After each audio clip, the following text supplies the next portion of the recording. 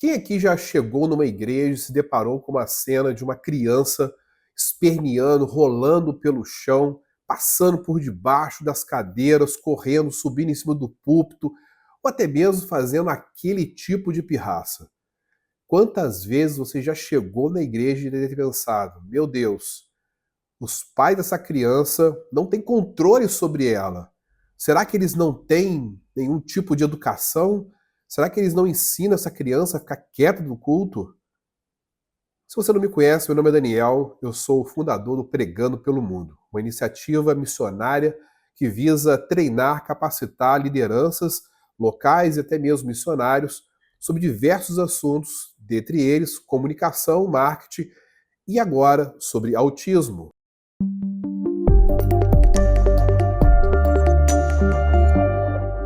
No vídeo de hoje nós vamos falar sobre a igreja como refúgio, ou seja, um guia de como você pode compreender crianças atípicas e como você pode trabalhar com essas crianças, identificar essas crianças e trazer essas crianças e também adolescentes e adultos para o meio da igreja e entendendo que isso não é somente uma inclusão, mas é a missão de Cristo nas nossas vidas para com essas pessoas. Antes de mais nada, eu quero te pedir para você poder se inscrever no canal. Compartilhe esse vídeo com várias pessoas, principalmente com aquela liderança ou aquele missionário que você conhece e que precisa aprender um pouco mais, porque eu tenho certeza que a aula de hoje, através desse vídeo, vai ajudar essas lideranças a poderem identificar essas pessoas na igreja, nos seus ministérios e a partir de então saber o que fazer e como se comportar diante desse grande desafio. Então, vamos direto para a aula e não vamos perder tempo. O tema de hoje, como você pode estar olhando aí no slide, é Igreja como Refúgio, um guia prático de inclusão. Talvez você não saiba, né, mas existem diversos aspectos que estão na Bíblia, né, que nós aprendemos a como servir, a como incluir, a como trazer o necessitado não crente para a igreja.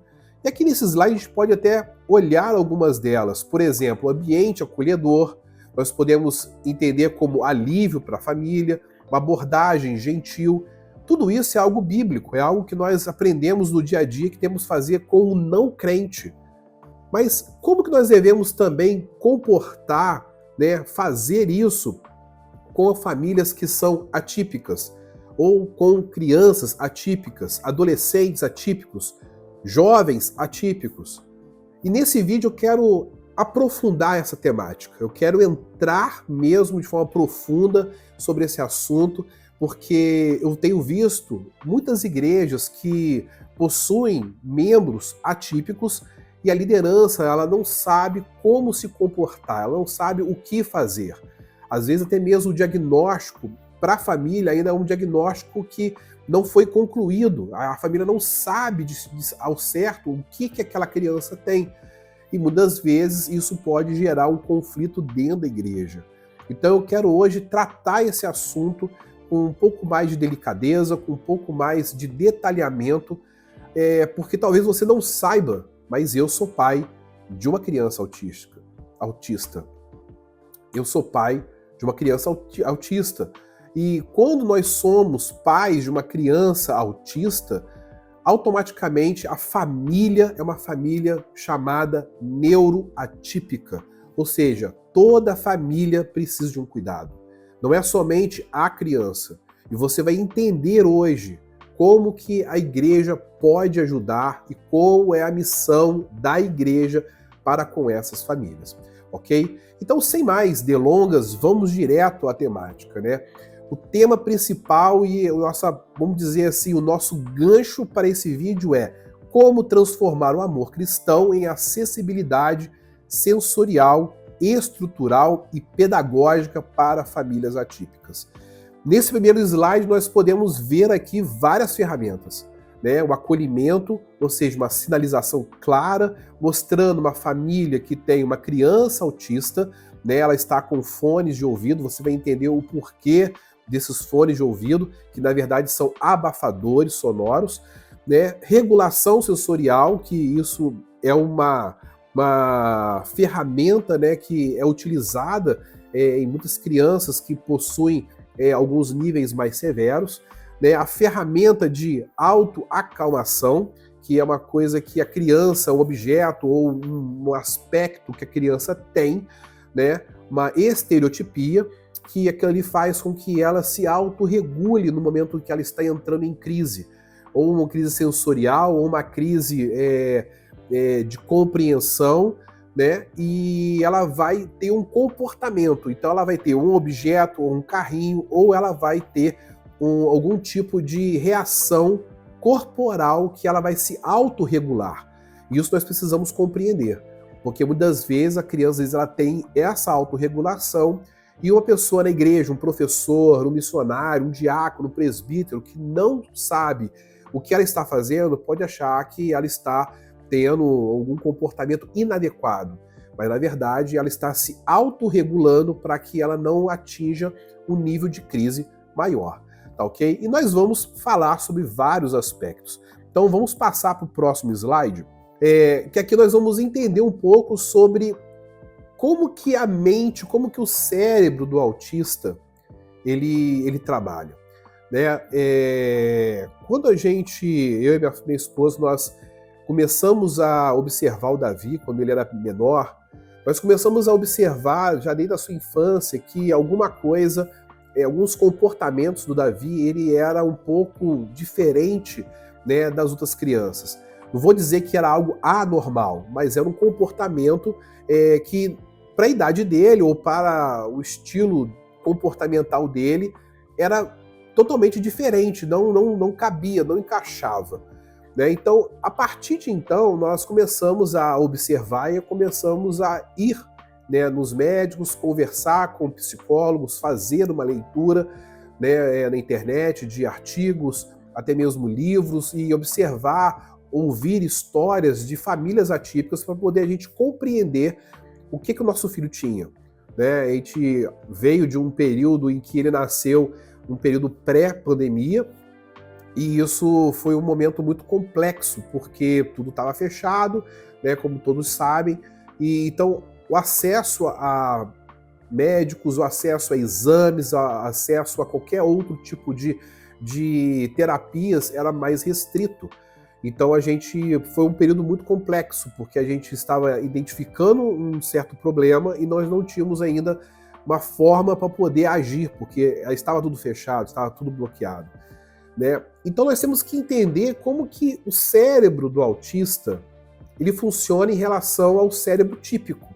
Por isso que nós utilizamos atípico, porque o cérebro do autista ele é atípico, ele é diferente do nosso cérebro. A forma como ele procura as informações, ele acessa as informações, passa por caminhos diferentes do nosso.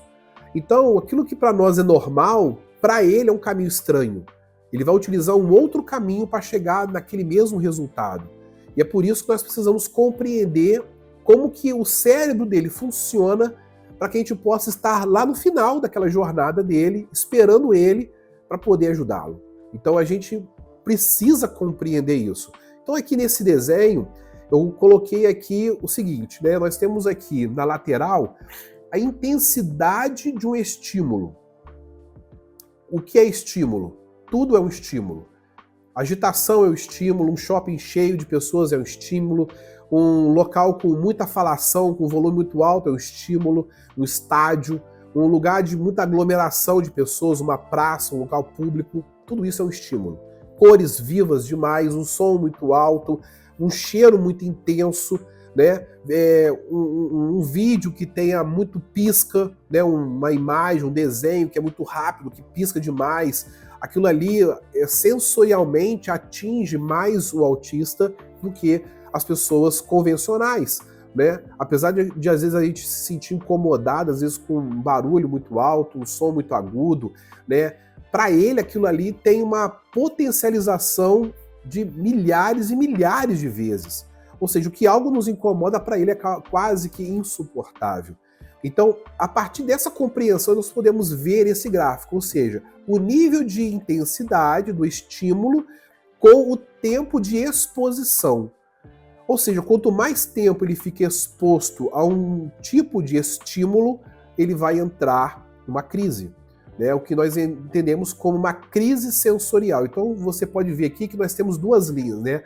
A azul e a amarela. A azul é o cérebro típico. Então você vê que ele está entrando numa zona, ele anda numa zona de conforto, né? A linha azul. E quando ele começa a ter muitos estímulos, ele consegue se regular, ele consegue fugir, ele consegue se adequar àquele estímulo por um tempo muito longo. Isso é o que acontece com a maioria dos cérebros.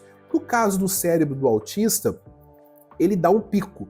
Veja que ele começa muito similar ao cérebro atípico, à linha azul, mas você vê que a linha amarela ela tem uma ondulatória maior do que a ondulação, que é um pouco mais longa, uma ondulação mais leve, né, do cérebro atípico, da linha azul. Então você vê que essas ondulações mais breves significa essas oscilações mais rápidas, ou seja, ele vai oscilando mais rápido, o comportamento dele vai se intensificando ao ponto em que ele tem um pico. Quando ele tem um pico, ele entra numa crise. Ou seja, é a zona aqui que nós estamos vendo é o que é uma linha em que essa linha aqui é o que divide a zona de conforto da zona de crise. É isso que nós precisamos compreender, entendeu?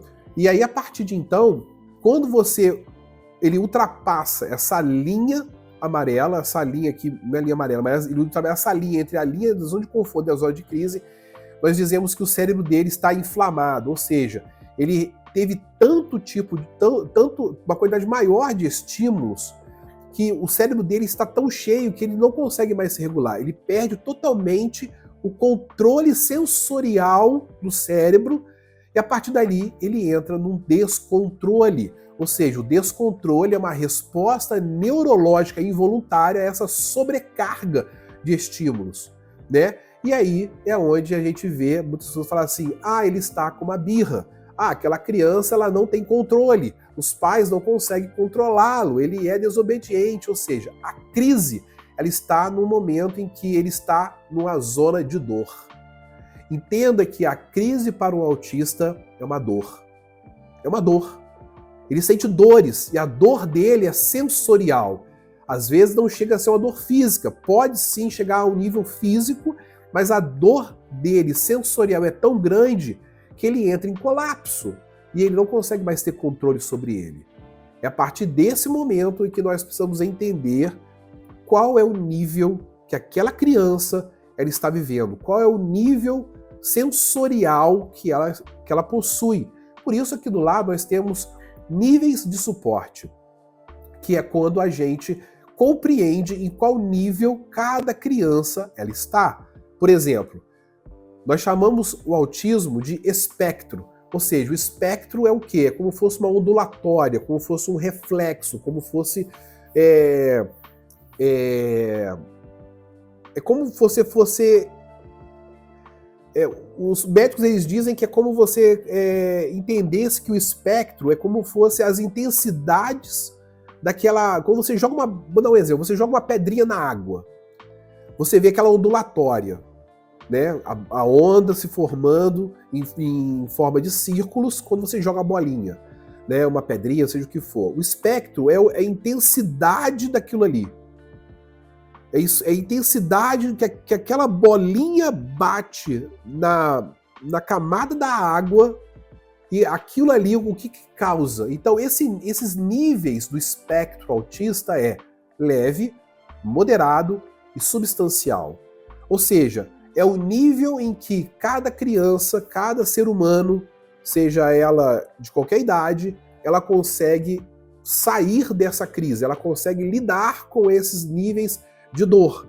Então tem crianças que ela tem um nível de suporte leve, ela interage, ela conversa, ela se relaciona com qualquer outra criança, ela faz tudo aparentemente normal, né? Mas existem gatilhos, existem momentos sensoriais em que ela pode entrar numa crise, em que ela rompe a zona de conforto e ela entra na zona de dor. Então, ela tem uma boa interação, ela consegue participar de tudo aquilo que está ao redor dela, mas existem momentos, situações em que aquilo ali pode levar ela a um choque, a um colapso, né, neurológico, em que ela vai sair, ela vai se desregular, e aí ela tem a crise dela. Já o suporte moderado, isso já acontece com maior frequência. Às vezes a criança ela interage, mas já não interage tanto, ela não olha tanto nos olhos. Ela fala, mas ela não fala tanto. Ela tem outras limitações. E o nível de suporte substancial são aquelas crianças que vivem praticamente em uma redoma, ela vive no mundo dela, é um mundo fechado. Ela não fala, ela não olha, ela tem uma dificuldade muito grande de se expressar, entendeu? Mas ela entende o que está acontecendo em volta dela, só que de uma outra perspectiva, de uma outra forma.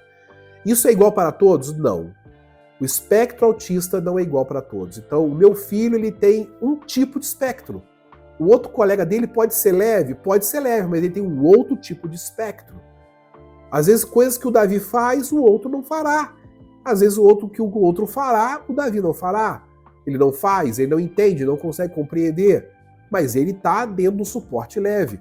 Isso, só quem entende é os pais. Né? Os pais têm essa maior compreensão porque os pais convivem, os pais vivem, os pais dormem, acordam, andam com famílias, conversam com famílias através dos tratamentos. Então nós conseguimos compreender que, para nós, pais autistas, não existe esse tipo de nível.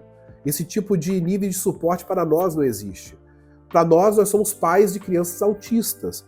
Isso daqui é para uma compreensão do mundo externo. Para as pessoas que não estão se relacionando com o autismo. Então elas precisam compreender para poder classificar, para poder melhor aplicar um tipo de tratamento. Mas para nós que somos pais atípicos, o autismo ele é um só. Compreenda isso. O autismo ele é um só, independente do tipo de suporte, leve, moderado ou substancial. Ele é um só.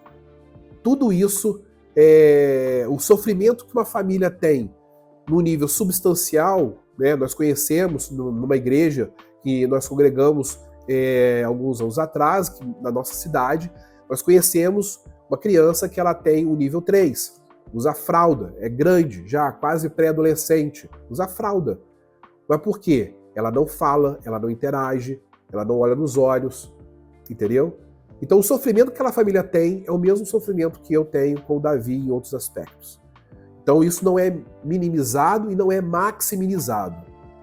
Temos que compreender isso. Esse é o primeiro ponto que a igreja precisa compreender, que uma família típica, qualquer ela que seja do suporte leve ao suporte 3, do 1 ao 3, ela sofre do mesmo jeito. Nós vamos ver isso nos próximos slides.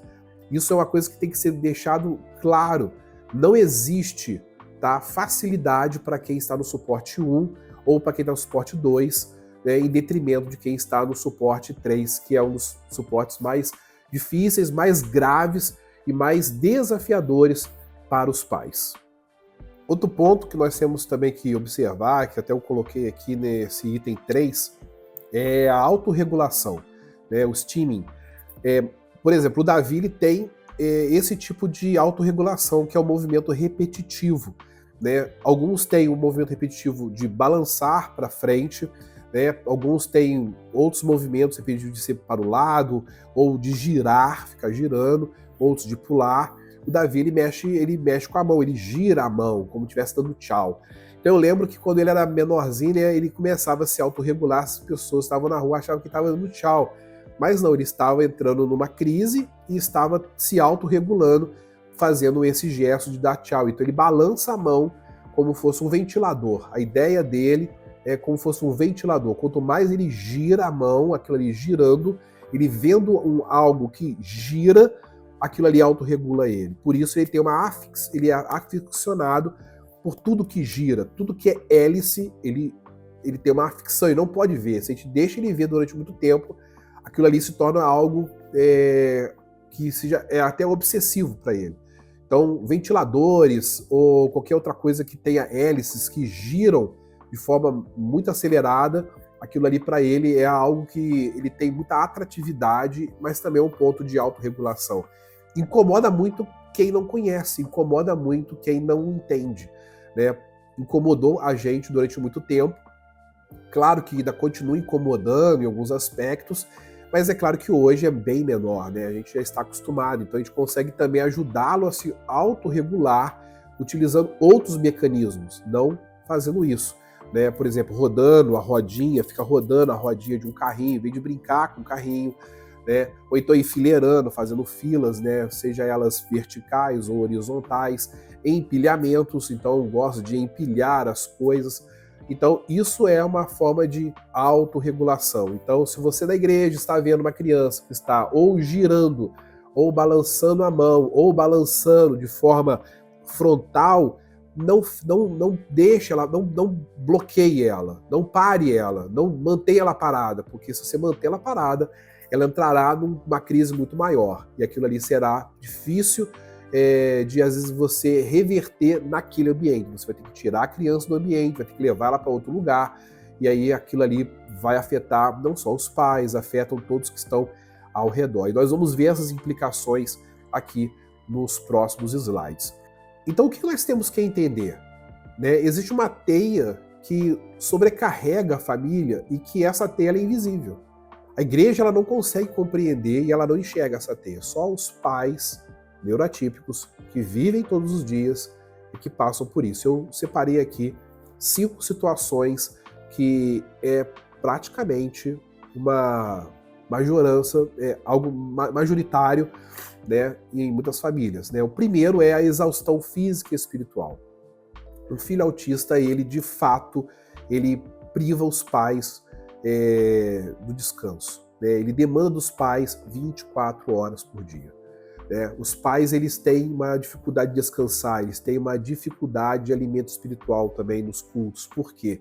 Muitas vezes, pais de crianças autistas, quando eles trabalham, né, alguns trabalham, no meu caso, por exemplo, só eu trabalho, a Mariana ela fica em casa cuidando do Davi, eu cuidando da casa quando o Davi está na escola, mas quando o Davi ele chega em casa, a demanda que ele tem é tão grande, é tão alta, que é quase como fosse o segundo turno de trabalho, né, tanto para ela quanto para mim.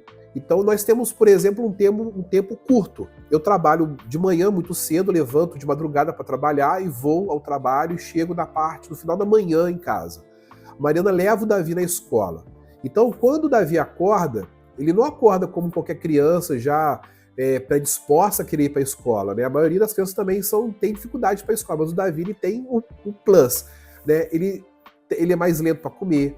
Ele tem dia que ele não quer comer, tem dia que ele não quer beber, tem dia que ele demora para poder escovar o dente, demora para se arrumar, entendeu? Não porque está com sono, é porque naquele dia ele não está bem. Tem dia que ele faz tudo sozinho, tem dia que ele troca de roupa, escova os dentes, toma um café, come um bolinho, está prontinho para poder ir, sai no horário, pega o ônibus e é uma bênção, tudo de boa. Mas tem dia que isso é impossível, chega atrasado na escola. O que acontece? Por que um dia ele faz, outro dia ele não faz? É a característica do autista. A rotina que ele tem do dia a dia dele é diferente da nossa rotina. A forma como ele encaixa as coisas é diferente. Então tem dia que ele acorda não querendo fazer nada. E ele empaca. Então você vai ter que fazer por ele. Você vai ter que vestir a roupa dele, calçar o tênis dele, quase que dar o leite na boca dele, quase dar a comida na boca dele. Ah, mas isso é um absurdo. Mas é um autista. É um autista. Tem uns que são piores. Então isso é uma coisa que desgasta a família. Né? A seletividade alimentar. Também isso desgasta a família, porque os pais, a mãe tem que preparar uma comida diferente. Hoje ele come aquela comida, amanhã ele não quer mais comer aquela comida. Por que ele não quer comer? Seletividade. O sabor daquele dia não tá bom. Não vai comer, vai ficar com fome? Seletividade. Ou então come algo durante um período, depois nunca mais quer comer aquilo, não aguenta nem ver o cheiro. Passa até mal se ver aquilo ali, entendeu? Segundo ponto, negligência involuntária. Irmãos neurotípicos acabam recebendo menos atenção devido à alta demanda da criança atípica. De fato, isso acontece. Por quê? Porque muitas vezes as famílias neuroatípicas, por elas já saberem como que a criança é e como que ela vai se comportar, principalmente na igreja, vamos agora falar do ambiente da igreja. Isso serve para todos os ambientes, mas na igreja, a família ela quer ir na igreja para assistir um culto. Só que ela sabe como que a criança ela é. E o autista, ele tem como se fosse um relógio interno. Ele tolera algumas coisas, ele suporta algumas coisas até um certo tempo. E esse tempo ele é muito enxuto, ele é muito curto. Às vezes é menor do que um tempo de um culto. E aí aquela família ela fica numa expectativa muito grande, do tipo assim, quando ele vai explodir? Quando aquilo ali vai acontecer? Quando ele vai se desregular? Então a família, ela quando acaba o culto, o que normalmente uma família atípica ela faz? Ela pega e vai embora correndo. Ela escapa, pega o carro e vai embora. Você não vê ela mais. Por quê? Porque a família já sabe que aquela criança ela pode entrar numa crise por causa do quê? O ambiente é estranho, as pessoas começam a falar, aquilo ali começa a ser um estímulo de longo prazo e aquela criança pode entrar numa crise e aquela crise pode fazer a criança surtar de fato e ficar violenta e a família tem vergonha, a família não quer passar por essa vergonha, então ela se priva do contato dos irmãos, de estar entre os irmãos para poder ir embora. Isso é uma verdade. Talvez você ache isso um absurdo, mas isso é o que acontece conosco, famílias atípicas. Davi, por um tempo, ele tinha dificuldade de ir à igreja. Depois ele foi, de forma gradativa, ele foi ali melhorando, ele foi ali avançando, e hoje ele consegue estar na igreja de forma tranquila. E nós vamos ver outros aspectos, quando ele está na igreja, o que ele faz, e que muitas vezes não é compreendido, mas é uma característica do autismo, até mesmo do TDAH, né, que é uma outra área do desenvolvimento neurológico, que a criança ela se comporta e que às vezes as pessoas que estão ali na igreja, elas que não conhecem aquela família, elas acham que aquilo ali é algo estranho. Né? A sobrecarga financeira, isso é algo que de fato assola todas as famílias. Né? Terapias e medicamentos consomem grande parte da renda, gerando angústia. Por quê? O tratamento de um autista ele é permanente. Tá? Ele é ad eterno, não tem cura. O autismo não tem cura, ele não é uma doença, ele é um desenvolvimento neurológico. Entenda isso, o autismo não é uma doença, ele é um desenvolvimento neurológico. Ou seja, a criança autista, a criança que tem um TDAH, ela tem um certo tipo de desenvolvimento neurológico diferente das crianças típicas, das crianças comuns, tá? A gente não utiliza o termo normal ou anormal, né? Porque todas as crianças são normais. Só que a forma dela se desenvolver neurologicamente, ela é diferente, ela passa por um outro caminho que uma criança típica, que uma criança comum, que ela faz todo um percurso neurológico comum, tradicional. Então, o tratamento, os medicamentos que às vezes algumas crianças tomam para poder dormir, para poder comer, como até mesmo vitaminas, isso ali consome, porque é um gasto, né? Dependendo do país que você vive, eu não sei aonde você está assistindo esse vídeo, né? Mas vamos dizer, quando eu morava no Brasil, nós tínhamos tratamentos que nós fazíamos partes pela rede pública e partes pela parte particular. Então, às vezes uma consulta médica custava R$200 e tinha que fazer aquela consulta ali durante uma vez por semana. Então você já coloca aí uma quantia, né? Ou seja, nós tínhamos que ter reservado ao menos R$800 para aquela consulta. E não era só uma, era psicólogo, terapia ocupacional, né? Às vezes pedagogo, enfim, uma vasta coleção de médicos para poder fazer um tratamento. Graças a Deus o Davi não precisou tomar medicamento, não toma medicamento, mas o tratamento ele precisa. E aí, os pais, além de ter que trabalhar, tem que levar no médico, ficar lá esperando 1 hora e meia, depois volta para casa. Imagina isso tudo ao longo do dia, 2, 3 da vida. Isso se repete todo dia. A família neuroatípica eu comparo como um jogo de Atari e que você começa a jogar e não tem save. Não tem save, não tem como você salvar o jogo. Se você desligar o videogame e ligar de novo, você começa do zero. É assim que acontece conosco. Todos os dias você acorda começando da fase 1. Dormiu, zerou o jogo. No dia seguinte é fase 1 de novo. Não tem como. Então, isso é a vida da família neuroatípica. E que a igreja muitas vezes não vê. Ou quando vê, não ajuda. Isso é importante as lideranças compreenderem. Essa é a teia de sobrecarga familiar. Exaustão física e espiritual, a negligência das pessoas porque não há uma rede de apoio. Ninguém quer ajudar uma família neurotípica, né? E aí, qual que é os outros fatores que agregam dentro dessa teia de sobrecarga? Crise conjugal. O estresse contínuo eleva drasticamente as taxas de divórcio. Tem muitas famílias que se divorciam. Por quê? Principalmente, um dos lados, ou o marido ou a mulher, rejeita que o filho é autista. Não aceita.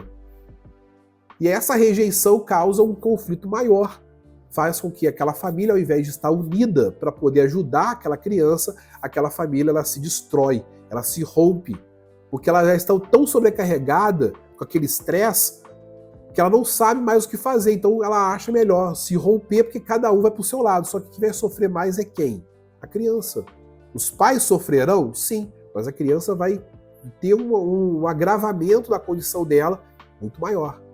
E por último, o julgamento e a rejeição, né? Traumas profundos gerados pelas igrejas, os espaços sociais que os convidaram a se retirar devido ao comportamento do filho. Várias situações já aconteceram. Várias. Certa vez, nós estávamos numa igreja em que uma das professoras de escola bíblica infantil virou pro Davi e falou pro Davi, se o Davi não ficasse quieto, ela ia pegar o chinelo e ia bater nele. Ameaçou ele de bater. E as crianças que estavam ali ficaram com medo, porque a professora falou sério. Ou seja, a professora não conseguia compreender, não identificava o problema que ele tinha. Despreparo total. Falta de sensibilidade total, de conversar com os pais, querer saber. E nessa igreja havia outra criança atípica. Mas era grave. Davi é leve para moderado. Ou seja, a diferenciação do comportamento fez com que essa professora achasse que ele não tinha nada em detrimento da outra, que é grave. Isso acontece demais. É o que mais acontece. E aí existe isso, o julgamento, a rejeição. Por quê? Qual igreja quer ter uma família com problemas? Não é verdade? Talvez você que está me ouvindo hoje, você que está assistindo hoje, deve estar pensando da mesma forma. Pastor não gosta de família problemática. Com filho problemático, pior ainda. E se for autista, aí que é um problema maior. Então, ao invés dessa sobrecarga familiar ela ser aliviada na igreja, ela é amplificada na igreja. Por isso nós temos que ter a cautela. Por isso nós temos que olhar para essas famílias com outro olhar. Temos que praticar, de fato, o olhar do amor, de fato, do olhar da compreensão, o olhar de carregar a cruz junto com o outro. Porque essa sobrecarga assola todos os dias dessa família. Não é um dia, é todos os dias. Quantas vezes pais e mães estão como essa imagem, sentado na mesa, chorando? Quantas vezes eu e a Mariana, depois da ia dormir, sentávamos no sofá e chorávamos? Quantas vezes? Vira e mexe ainda choramos. Isso precisa ser compreendido, irmãos. É um assunto sério que nós estamos tratando aqui, tá? O abismo do pai atípico. Aqui eu posso botar dos pais, mas eu vou colocar do pai para olhar um pouco para a visão masculina, mas o lado feminino está de pé de igualdade, tá, irmãos? O isolamento. Enquanto as redes de apoio de mães se unem em milhares, iniciativas para a paz muitas vezes não alcançam 50 pessoas. Homens sofrem em silêncio, de fato. Muitas vezes é as mães que conseguem compartilhar mais isso. As redes entre mulheres, às vezes autistas, elas funcionam mais do que entre homens. E aí a igreja ela tem que entrar nessa lacuna. Onde estão os homens da igreja para poder abraçar esse pai atípico? Entender o que ele passa e ajudá-lo de alguma forma a tirar essa sobrecarga. Não é bater no ombro dele e falar, irmão, estou orando por você. Não, isso não serve. Não serve. O que serve é talvez você que olha para esse pai atípico e falar assim, Daniel, eu posso ir no sábado lá na sua casa para poder te ajudar com o Davi? Você precisa fazer alguma coisa? De repente eu vou lá e fico com o Davi, ou então você traz o Davi para ficar aqui com o meu filho, para brincar com ele. Pode deixar ele aqui para você poder resolver alguma coisa. Tá vendo qual é a diferença? A crise na masculinidade, a dificuldade inicial em aceitar o diagnóstico, a negação, isso é algo completamente plausível, é algo que mais acontece. Os pais, e principalmente o homem, pela questão da masculinidade, pelo machismo, muitas vezes nega que o problema possa vir dele. E aí isso gera um problema dentro de casa, porque a mulher, a mãe, ela acaba também sendo injustiçada, como fosse culpada de ter gerado uma criança autista. A culpa é dela, não é dele. Isso acontece, muitas vezes mascara a sensação de uma impotência em proteger e prover a cura para a família. Não haverá cura. Graças a Deus, desde o início, quando tudo começou, Deus foi bondoso e gracioso e nos ajudou, eu e a Mariana, a termos essa compreensão de que nós tínhamos um grande desafio pela frente. É difícil? É, muito. Não vou mentir para vocês. Todo dia Deus nos dá força. Todo dia. Um dia ela chora, outro dia eu choro. E assim a gente se apoia. Evitamos essas crises de que a culpa é dela ou a culpa é minha. Isso não existe. Não existe culpado. Compreenda isso, não existe culpado. O que existe é, Deus nos confiou uma tarefa que somos capazes de cumprir, que talvez outras famílias não são. Fomos escolhidos por Deus. Como a adoção, quando a família que adota, ou seja, há um alargamento, né, ali do amor, há um amor maior para amar uma criança que não é do próprio seio, não foi gerada pelo próprio pai e pela própria mãe. É uma virtude, como também cuidar de uma criança atípica. A resposta da igreja é urgente, criar espaços masculinos seguros. A igreja precisa criar esses espaços. A igreja precisa ter homens, sabe, que olham para o problema dessas famílias e abracem essas famílias e tragam para perto. E não ficar no discurso, estou orando por você. Orar somente não adianta nada. Igreja é ação, não somente oração. Tem que orar, mas tem que agir. Você vai ver o seu irmão sofrer, o que você vai fazer por ele?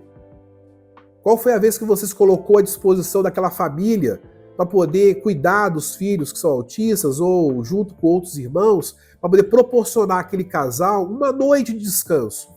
De sair para jantar, para ter uma noite romântica, para eles poderem ir no cinema.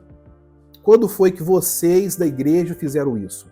Pense nisso. É resposta da igreja acolher, ajudar e fazer algo útil, prático, não teórico. Não teórico. Teoria não funciona com famílias atípicas, só prática. Elas já sofrem muito porque houve muitas promessas. Então, promessas não adiantam. Agora vamos ver agora um pouco sobre o mandato da liderança, né? Vemos aqui nessa imagem que a engrenagem maior é o pastor e o conselho da igreja, né? Na presbiteriana nós temos essa divisão entre o pastor e o conselho. Os dois é que regem, o conselho rege a igreja, o pastor ali, junto com os presbíteros, governam a igreja. Outras igrejas têm outros tipos de governo, mas a liderança é focada no corpo pastoral e diaconal e presbiteral, de forma comum, né? Então nós temos o quê? Que a igreja principal ela vai fazer o quê? Ela vai treinar uma peça menor, que é os voluntários, e esses dois vão dar apoio a outra engrenagem menor, que é o acolhimento da família, né? Essas três engrenagens, elas trabalham em comum, em conjunto, né? Elas fazendo esse trabalho de forma sincronizada, ela vai conseguir atingir as famílias de tal forma que elas se sintam totalmente acolhidas dentro da igreja. As lideranças vão saber se comportar, né? Os voluntários, sejam eles quem for, vão saber se relacionar com essa família, vai saber como se relacionar com a criança que é atípica. Ou seja, não é uma caridade, é uma missão. O acolhimento é um mandamento bíblico. Temos que fazer isso, olha, todos são filhos da aliança. Todos precisam fazer parte do corpo de Cristo, então temos que amá-los de forma igual. Isso é uma coisa que a igreja precisa compreender. Não podemos deixar essa família à parte. Às vezes eu estou falando aqui de família, porque a família ela está incluída com a criança, com o adolescente, com o jovem que é autista. Não se separa. Não tem como você isolar o problema. A criança é um problema, a família não. Não tem como, tá tudo junto. Não existe problema. Existem desafios. O motor central é o pastor e o conselho. Se o pastor e o conselho não apoiarem a causa, o trabalho não avança. É a liderança que mobiliza recursos, autoriza treinamentos e orienta a visão da igreja no público. Ou seja, se a liderança não toma atitude, a igreja não fará. Claro que uma pessoa ou outra, que às vezes tem um membro da família que tem autismo, então já tem um contato, já conhece, vai ajudar. Mas isso tem que partir da liderança. A liderança precisa ter essa visão, essa compreensão que ali no rebanho há famílias atípicas que precisam de cuidados especiais. Tem que ter. É um dever bíblico. A validação é o objetivo final. Ou seja, não é acomodar um acréscimo, mas validar a pessoa autista como um membro ativo, amado e essencial da comunidade. Ou seja, aquela criança, aquele jovem, aquela família, ela é ativa na comunidade da fé. Ela não vive à margem da igreja, se escondendo nas sombras, sentando no último banco, excluída de todas as atividades da igreja, sendo vista como grande problema. Família problema. Ô, família problema. Só dá desgosto, pastor. Não, é a família que está mais próxima. É a família que é mais incluída. É a família que é mais participante. Isso que precisa mudar. Isso precisa ser feito. A liderança tem que ter essa visão. Tem que abraçar essa causa. Nesse ponto eu quero trabalhar um pouco sobre o aspecto da igreja. Coisas que às vezes podem parecer exclusão e que muitas das vezes as pessoas não sabem. Claro que a igreja ela não tem que mudar o que ela é para poder ser uma igreja para o autista. Não é isso, irmãos. Mas aqui eu quero colocar barreiras, situações que podem dificultar uma criança autista de compreender o evangelho, tá?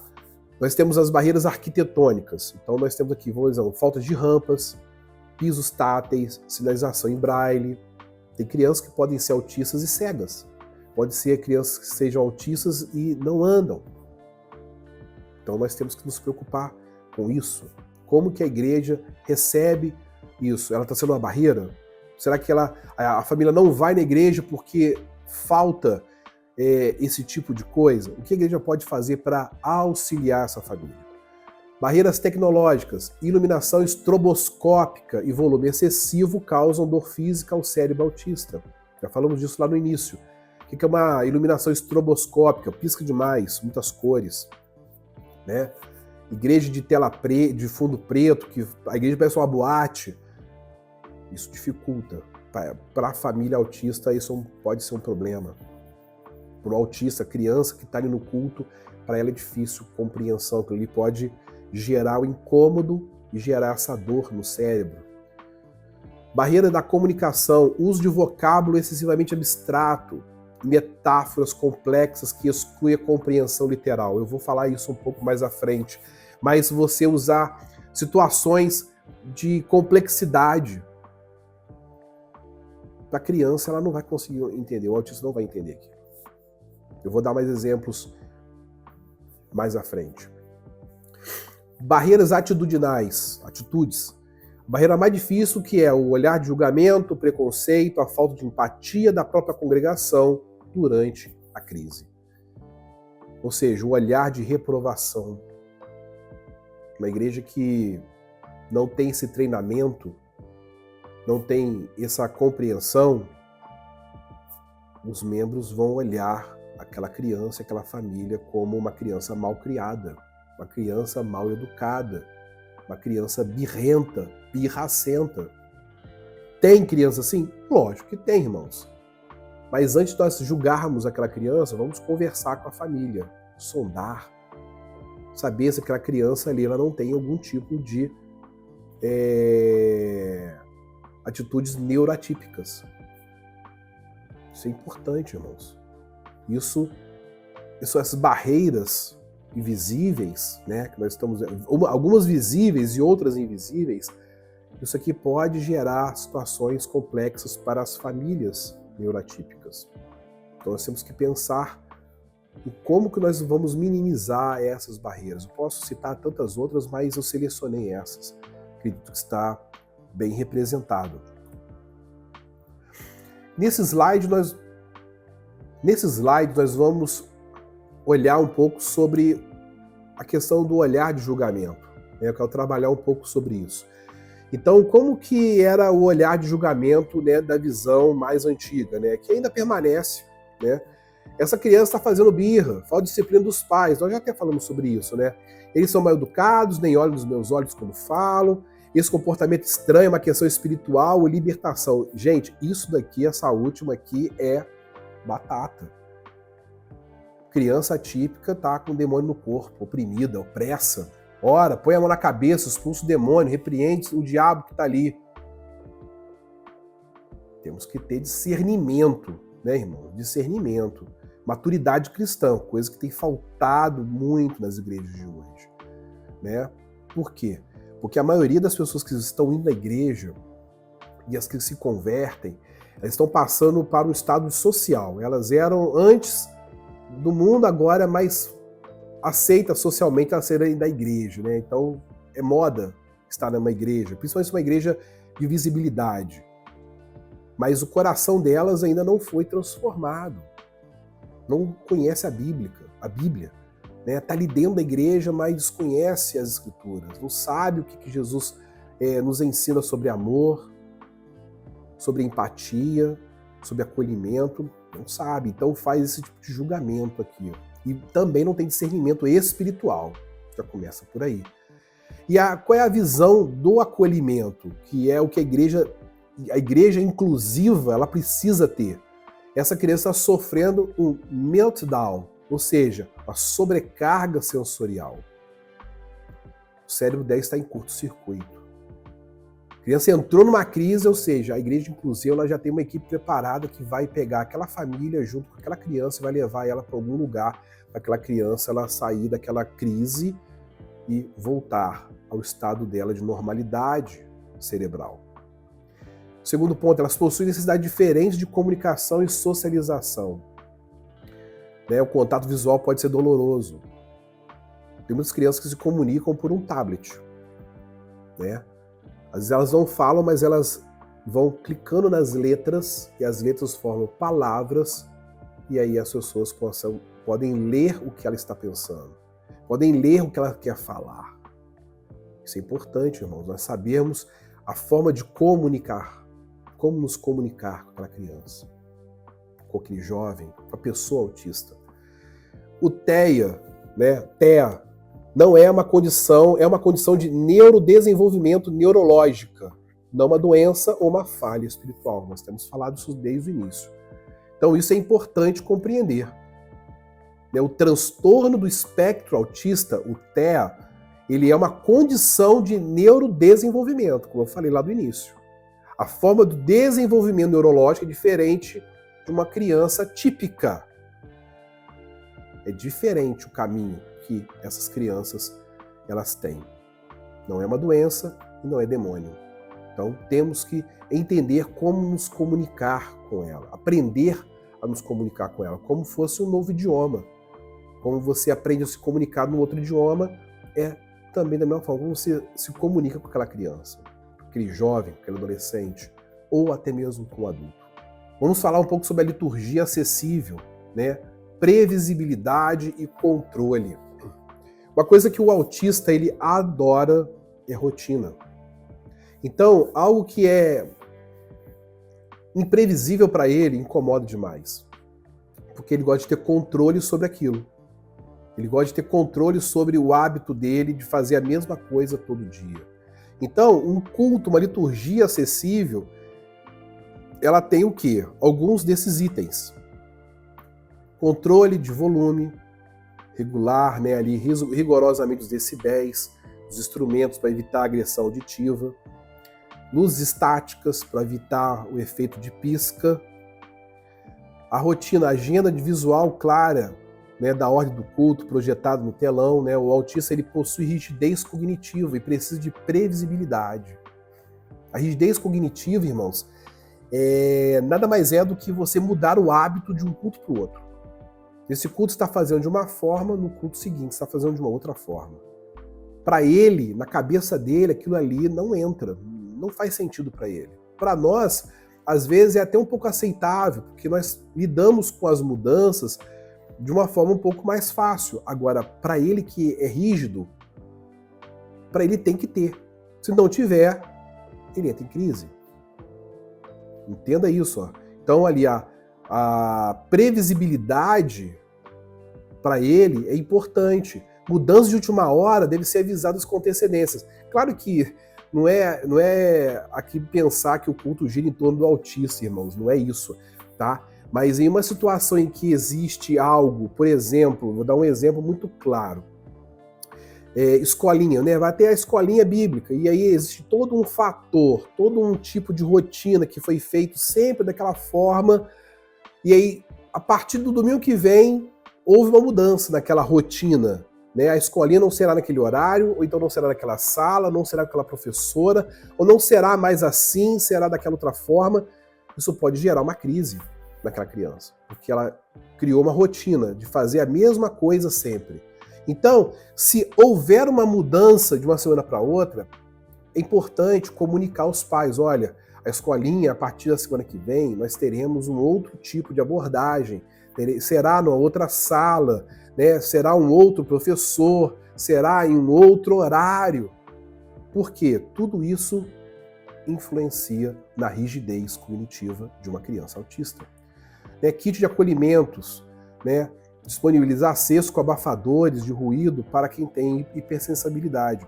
Isso é importante para igrejas que às vezes o som é muito alto, né? Igrejas às vezes que não tem um som muito alto, não tem banda e tal, acaba que é tranquilo, né? A criança ela consegue ali se habituar de forma tranquila, mas tem igrejas que o som é muito alto. Então é importante ter o abafador para diminuir o volume para que a criança ela ficar mais confortável, tá? Ela vai ouvir, tá, irmãos? Ela vai participar, mas é importante ela estar totalmente ali habituada naquele ambiente de forma confortável. Vamos falar agora também sobre o refúgio sensorial, a sala de descompressão. A sala de descompressão não é uma sala de castigo, né? É óbvio, é uma sala, um lugar para autorregulação.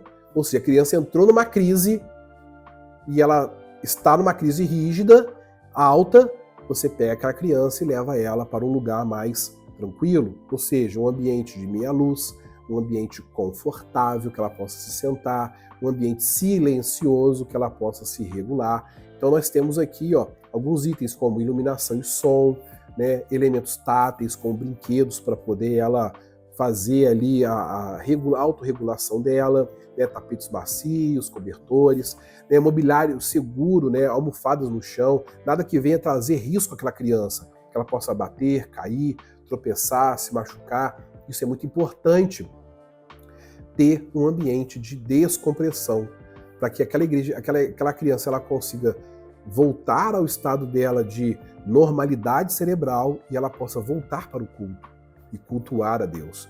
Então, esse refúgio é bom vocês pensarem, a igreja pensar, a liderança pensar em ter um ambiente em que uma família típica possa recorrer no momento de crise, para que a igreja também, o corpo de Cristo, também não venha a ser ali afetado nesse momento de crise. As outras pessoas continuem cultuando a Deus, adorando ao Senhor, né? E aquela família também não fique exposta e passando ali uma situação constrangedora, porque não há um ambiente para poder a criança ir. Então é importante pensarmos em refúgios, salas de descompressão. Aqui nós vamos falar um pouco sobre um item que nós falamos lá atrás, que eu falei que eu ia dar um pouco mais de atenção, que é essa parte de abstrato e concreto, né? Nós temos que observar que a mente de um autista é diferente da mente de uma criança típica, comum. Então, uma vez aconteceu uma situação, né, que a professora da Escola das Crianças, ela mandou uma mensagem no grupo das mães. Falou assim, o Davi, ele não entendeu o que é salvação. Ele falou que não sabia o que era salvação. E aí eu expliquei para ele, e aí depois ele entendeu. E aí ela falou mais algumas coisas, e aí quando minha esposa me contou isso, deu a entender o seguinte, que quando a professora perguntou para ele o que era salvação, ele não sabia, dando um pouco a entender em que os pais não ensinam os filhos sobre a Bíblia. Mas não é isso. A questão é que o autista, ele não consegue entender o que é abstrato. Então eu quis exemplificar aqui, por exemplo, lave seus pecados no sangue de Jesus. Então ele entende exatamente o que você está falando. Pegar alguma coisa e lavar, pegar o sangue e jogar na pessoa e lavar a pessoa com sangue. Claro que isso é uma simbologia bíblica, né? Nós temos a compreensão, além desse ato de lavar seus pecados no sangue de Jesus, nós temos uma ideia do que é isso. Nós conseguimos compreender isso, mas o autista não consegue imaginar a cena. Não consegue, tem dificuldade de imaginar uma cena. Para ele, tudo é concreto. É concreto. Tudo para ele tem que ser algo que ele possa pegar. Ele tem que pegar essa caixinha aqui, ó, e tem que... Você fala assim, o que aquilo ali é uma caixinha de fone. Imagina uma caixinha de fone. Ele não consegue imaginar uma caixinha de fone. Ele tem que ver a caixinha. Ele tem que ver a caixinha. Então, por exemplo, o Davi tem uma dificuldade muito grande, e acredito que outras crianças autistas também tenham, com matemática. Matemática é raciocínio, é abstrato. Então, falar para ele fazer um cálculo de 2 mais 2, sem que ele tenha que ver 2 blocos de madeira ou 2 lápis mais 2 lápis e contar ali visualmente, para ele de cabeça é difícil. Visualmente ele faz. Quando ele tem que ir para a cabeça, pensar naquilo ali, ele não consegue. Então, normalmente, os autistas tendem a ser literais. Eles o quê? Eles são pessoas que eles têm que olhar e ver aquilo ali que você está falando. Se ele não vê aquilo ali, ele não compreende. E até mesmo vendo, ele tem dificuldade. Né? Por exemplo, a expressão como atirei o pau no gato, ou Jesus é a porta, causa confusão. Causa confusão na cabeça dele, buga a cabeça dele. Ele vai ouvir, ele vai chegar em casa e vai perguntar, mas como assim Jesus é a porta? Jesus tem uma porta que abre dentro do corpo de Jesus? Como que é? Tem uma portinha lá?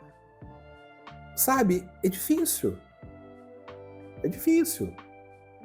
Teve uma vez que teve uma situação, né, na escola bíblica em que uma mãe, que ela tem TDAH, né, um pouco de TDAH, e ela tem dificuldade de abstrair, ela tem dificuldade de imaginar algumas coisas, e ela falou para mim, Daniel, eu tenho facilidade de ver o que está sendo ensinado de forma ilustrada.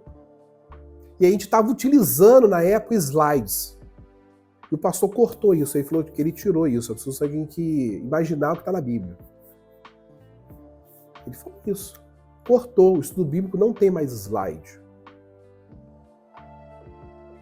Ou seja, cadê a acessibilidade para quem tem dificuldade? Não é um comportamento correto, bíblico. Está impedindo a pessoa de ter uma compreensão aprofundada da palavra de Deus. Então, nós temos que substituir as metáforas por recursos visuais e objetos táteis. A criança tem que tocar, tem que ser algo visível e que esse visível faça lógica na mente dele, porque senão também, se não fizer lógica, ele não vai compreender. E aí não é uma questão de burrice, não é uma questão que os pais não ensinam, é uma questão de abstração. A abstração, meus irmãos. O Davi, ele tem uma habilidade complexa, entendeu? Ele consegue construir coisas, consegue fazer coisas que da idade dele eu não fazia, e que eu tenho certeza que outras crianças não fazem. Mas ele tem dificuldades simples. Coisas que são simples, para ele, é o mais difícil. Às vezes, escovar o dente é mais difícil do que ele sentar no computador, ligar o computador sozinho, abrir um jogo de construção de cidades e gerenciamento de recursos, e ele constrói uma cidade em um simulador. E aí? Ele tem 7 anos. Ele dirige simuladores de caminhão, de ônibus, dá seta, dirige o caminhão, estaciona o caminhão. Simuladores reais, tá? Não é jogo de videogame bobinho, não. É simuladores, tem que dar seta, tem trânsito, tem semáforo, tem pedestre passando. Ele dirige, faz tudo isso. Coisa que às vezes a criança, na idade dele, teria uma dificuldade de compreensão, de fazer aquilo ali. Ou seja, o nível de desenvolvimento dele em uma área é muito maior do que numa outra área. Ou seja, escovar dente é muito mais simples do que criar uma cidade virtual, gerenciar ela economicamente, coisa que é um desafio. E ele faz isso nos simuladores que eu tenho aqui em casa. Falo para ele que eu vou criar um aplicativo, ele me pergunta como que faz a programação, como que cria, o que é código, o que é isso, o que é aquilo. Já tem a ideia dele, vai lá, desenha no papel como que vai ser o aplicativo, com os botãozinhos. Então você veja que a forma que a cabeça dele trabalha é diferente da minha. Coisas simples como essa, para ele é dificultoso, é difícil ele compreender. Enquanto coisas mais complexas é mais fácil. Então nós temos que tirar do abstrato para o concreto. Temos que ter, sabe, essa sensibilidade, irmãos. Não julgar. O julgamento sempre vem primeiro do que a observação e a compreensão. E por último aqui, vamos já indo para o fim, o funil do PEI, né, que é o Plano Educacional Individualizado, né, ou seja, dando um pouco aqui de como a gente poderia trabalhar a parte pedagógica. Ou seja, a entrada de uma história, na narrativa de Davi e Golias, contexto histórico-militar, a geografia do Vale de Elá, os 5 pontos teológicos sobre a providência divina, está na boca do funil, lá em cima, ou seja, muita informação. Passa por um funil, vai afunilando, vamos extrair algo daquilo ali, sintetizar e remover os detalhes secundários, foco no essencial. Ou seja, a saída é essa gota, né? Ali é a essência. Deus é muito forte, Deus protege Davi, Deus nos protege. Ou seja, uma aula planejada com recursos visuais e sensoriais para incluir o autista acaba enriquecendo o aprendizado de todas as crianças típicas da sala. Ou seja, não somente o autista ele é beneficiado, como a criança típica também. O atípico e o típico, todos são beneficiados. Todos saem ganhando. Isso que é importante. É isso que precisamos compreender. Temos que trabalhar isso. Não é só na escola dominical para crianças, mas é também na escola dominical para adultos, porque temos atípicos adultos. Sermões do culto, sermão principal, tem que também ter essa pegada, tem que ter essa ideia. Algo fácil, concreto, simplificado, para a pessoa poder abstrair aquilo ali, entender aquilo ali e fazer, praticar de forma correta, não de forma errada. O papel fundamental do tutor, né? Ele é um facilitador e não um substituto. Então aqui nós vamos colocar aqui alguns itens, né? A mediação não é a substituição. Ou seja, o tutor ele não substitui o professor de classe, ele vai ser a ponte. Traduzindo isso, né? Ou seja, se você tem o recurso de colocar um tutor, uma pessoa especializada como apoio ao autista, ele vai fazer essa mediação. A professora vai ensinar e ele vai tentar, de alguma forma, fazer a ponte daquela compreensão para a criança atípica. A inclusão real, o aluno atípico permanece na sua faixa etária, junto com as outras crianças. Não é colocada à parte. Tem que ser trabalhado junto. Ela é uma criança normal como todas as outras, não pode ser isolada. O relacionamento com os outros faz com que ela também cresça, ela comece também a amadurecer também, né? E depois vem o que? A retirada gradual desse tutor, que ele vai ali saindo aos poucos. Por quê? Porque o professor, ele conseguiu agora entender e aprender como identificar as necessidades daquela criança, né? Ou seja, o sucesso do tutor, ele é medido pela capacidade de se afastar enquanto a criança ganha essa autonomia. Ou seja, o professor consegue comunicar e a criança consegue entender. E aí o tutor, ele sai de cena. Isso é importante, né? Ele não pode permanecer pelo resto da vida numa sala de aula. Ele é apenas essa ponte para poder haver o amadurecimento. E ferramentas práticas, né? Ouvindo os especialistas. Quem são os especialistas? Os pais, meus irmãos. Os pais são os especialistas daquela criança, não é o médico, é os pais. O médico, ele faz uma bateria de perguntas para nós, para poder ele ajudar no tratamento. É ele que ouve a gente, não é a gente que ouve ele. A gente fala mais do que ele. Porque nós somos especialistas, nós sabemos melhor quem o nosso filho é, o que ele faz, do que o médico, do que os outros. Então, temos aqui 3 pontos: gatilhos, acalmadores e hiperfocos. Gatilhos, o que desestabiliza a criança, quase não saiu. Sons específicos, toques repentinos, cheiros fortes. Isso elimina o trabalho de adivinhação. Ou seja, pergunta o que a criança tem dificuldade, para você não fazer. Acalmadores, o que ajuda a criança a se autorregular. É um brinquedo? É um abraço? É o silêncio? É ela ficar movendo a mão, balançando? Importante você saber o que acalma a criança, para você poder acionar o pai ou a mãe, ou deixar aquela criança no estado em que ela está se acalmando, sem interferir. Hiperfoco, tem interesse especial em alguma coisa, por exemplo, dinossauro, trem, que o tutor pode usar como ponte de engajamento para ensinar a lição bíblica. Isso é muito vital. Tem crianças que andam com um brinquedinho. Entendeu? Ela anda com um brinquedinho. Não é saudável, às vezes, o professor virar e falar assim: não, vamos deixar o brinquedinho de lado aqui e vamos aprender isso daqui. Não, aquilo ali é o quê? É o hiperfoco dela, é o quê? O foco dela está ali. Então você tem que ir no foco dela. Não ela sair do foco dela e ir para o seu. Essa é a diferença de um cuidado para o autista. Você tem que ir ao foco dela, alinhar o seu foco ao foco dela, para que ela te ouça. Se você não alinha o seu foco ao foco dela, ela não te ouvirá. Ela não faz isso, ela não participa do que você quer. É você que tem que participar do que ela tem interesse. Para depois você entrar nesse mundo dela e aí você conseguir fazer junto a mudança de caminho. Junto, você traz ela para o outro lado. Junto, você mostra para ela um outro foco. Mas primeiro você tem que entrar no foco dela, compreender ela, para que você possa ajudá-la a enxergar o outro caminho. Ok? Isso é importante. Ouça os pais. Os pais sabem tudo dos seus filhos. Eles sabem tudo, porque é todos os dias que eles convivem. E o fruto do trabalho, o descanso espiritual, né? Quando a igreja providencia um ambiente seguro, tem tutores, pessoas que vão cuidar daquela criança, o que vai acontecer? A família terá um alívio.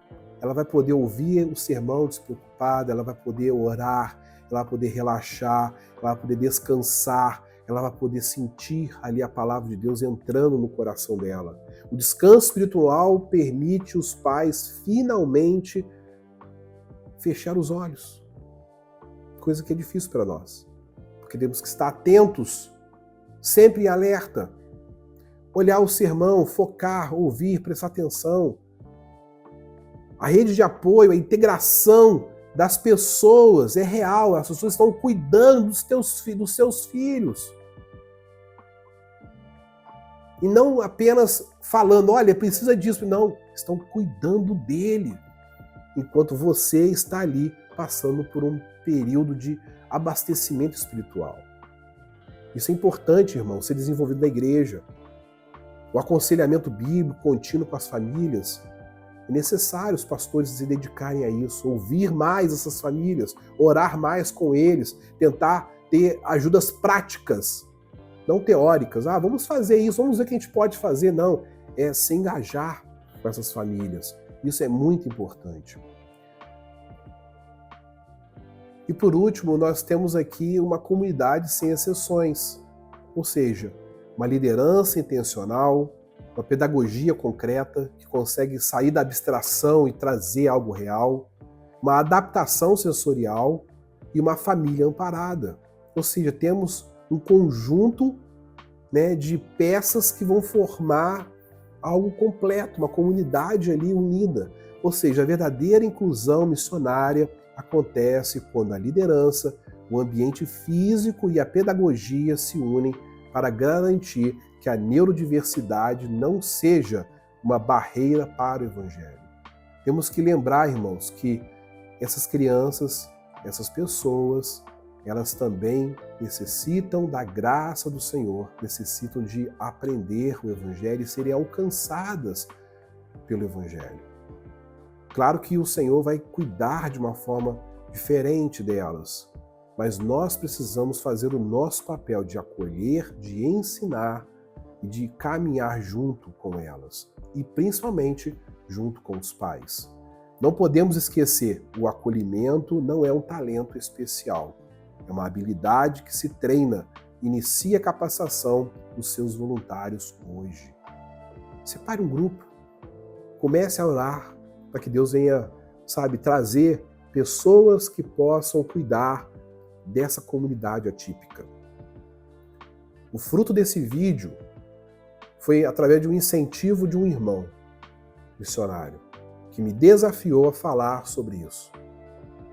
Eu nunca trouxe esse assunto no canal, nunca expus isso com tanta clareza, mas eu sempre vivi as mazelas de ser colocado à parte, eu e minha família, devido a comportamentos, muitas vezes do Davi.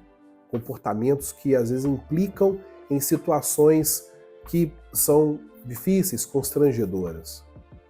E pouco foram as pessoas que nos acolheram, poucos são as pessoas que conhecem a nossa história e nos ama e tenta de alguma forma nos ajudar. Pouquíssimas. Bobear não enche nenhuma mão. Então é importante a igreja ela se movimentar, a igreja sair dessa inércia que hoje ela se encontra em relação a pessoas atípicas. É muito belo nós ouvirmos que Jesus ama, é muito belo que temos que carregar a cruz, é muito belo dizermos sobre salvação, amor e graça, sem prática diária. Ouvimos isso no domingo e passamos uma semana inteira sem praticar. Olhamos para essas famílias com pena, mas não nos locomovemos, não levantamos da cadeira do nosso conforto e não vamos até ela para poder perguntar para essas famílias: o que você precisa hoje de mim? O que eu posso fazer hoje para você? Essa é a pergunta que você precisa hoje fazer. Se levantar, escolher uma família atípica e perguntar para ela: o que eu posso fazer para servir a sua família? Eu quero servir a sua família. Porque saiba, meu irmão e minha irmã, no dia que você estiver servindo uma família atípica, você estará fazendo uma missão, estará cumprindo uma missão, que era amar ao próximo como a si mesmo. Entenda isso. Guarde isso no seu coração. Isso é muito importante. Que esse vídeo venha trazer uma transformação profunda no seu coração. Que você possa compreender hoje, a partir dessa aula breve, porque 1h20 de vídeo é algo muito breve, que nós estamos passando em que uma vida inteira de jornada com uma criança atípica não se resume em 1h20. É muito mais do que isso. Mas aqui estão alguns exemplos, algumas ferramentas, algumas dicas que você pode hoje perceber, implementar e praticar na sua igreja. Não se esqueça, compartilhe esse vídeo com outras pessoas, principalmente com as lideranças da sua igreja, para que elas venham compreender e saber o que elas podem fazer para transformar a igreja mais acolhedora a esses irmãos tão queridos. Que Deus te abençoe. Nos vemos no próximo vídeo. Até lá.